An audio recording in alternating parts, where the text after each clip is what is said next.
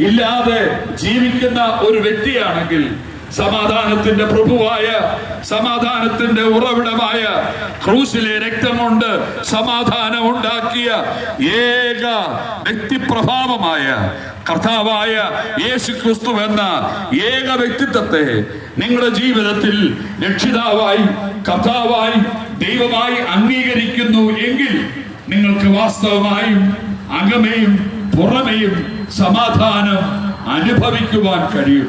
അതുകൊണ്ട് എന്റെ പ്രിയപ്പെട്ടവരെ, ഈ പകലിൽ നിങ്ങൾ യേശുവിന്റെ അടുക്കിലേക്ക് കടന്നു വരിക. യേശുക്രിസ്തു പറഞ്ഞു, ഞാൻ നിങ്ങളുടെ സമാധാനം. യേശുക്രിസ്തുവിന്റെ ജനനത്തിൽ സമാധാനം പ്രഖ്യാപിക്കപ്പെട്ടു. യേശുക്രിസ്തുവിന്റെ ജീവിതത്തിൽ, അവിടുത്തെ പ്രവൃത്തികളിൽ സമാധാനം സുവിശേഷീകരിക്കപ്പെട്ടു. യേശുക്രിസ്തുവിന്റെ മരണത്തിൽ സമാധാനം അവിടുന്ന് വിളംബരം ചെയ്തു. യേശുക്രിസ്തുവിന്റെ ഉയർത്തെഴുന്നേൽപ്പിൽ യേശുക്രിസ്തു തന്റെ സമാധാനം പ്രസംഗിച്ചു. മാത്രമല്ല, ഇന്ന് സ്വർഗാദി സ്വർഗങ്ങളിൽ ഇരുന്നു കൊണ്ട് യേശുക്രിസ്തു തന്നിൽ വിശ്വസിക്കുന്നവരോടായി പറയുകയാണ്, ഇതാ നിങ്ങൾക്ക് എന്റെ സമാധാനം. ഈ സമാധാനം നീ അറിഞ്ഞിരുന്നെങ്കിൽ കൊള്ളായിരുന്നു.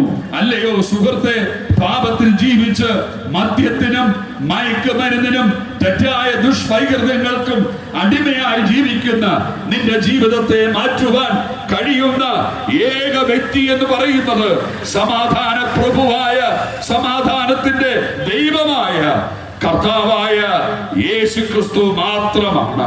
അതുകൊണ്ടാണ് ഞങ്ങൾ അവനെ പ്രസംഗിക്കുന്നത്.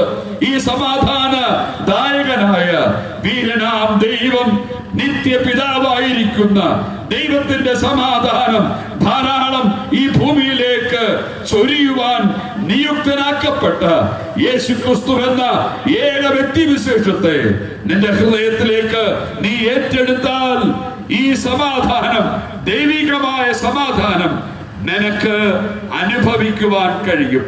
മറ്റൊരുത്തരിലും ഈ സമാധാനമില്ല.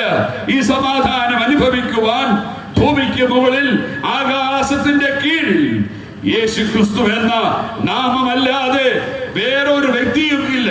അതുകൊണ്ട് ഈ സമാധാനം തരുന്ന, ഈ സമാധാനദായകനായ വാഴ്ത്തപ്പെട്ട യേശുക്രിസ്തുവിനെ നിങ്ങളുടെ ഹൃദയങ്ങളിൽ രക്ഷിതാവായി, കർത്താവായി നിങ്ങൾ അംഗീകരിക്കുന്നു എങ്കിൽ നിങ്ങളുടെ ജീവിതത്തിൽ സമാധാനവും മാത്രമല്ല നിത്യജീവനും കരസ്ഥമാക്കുവാൻ കഴിയുമെന്ന് വളരെ ശക്തമായി, വ്യക്തമായി ഞങ്ങൾ പ്രസംഗിക്കുകയാണ്. അതുകൊണ്ട് ഈ സമാധാനദായകനായ യേശുവിന്റെ അരികിലേക്ക് കടന്നു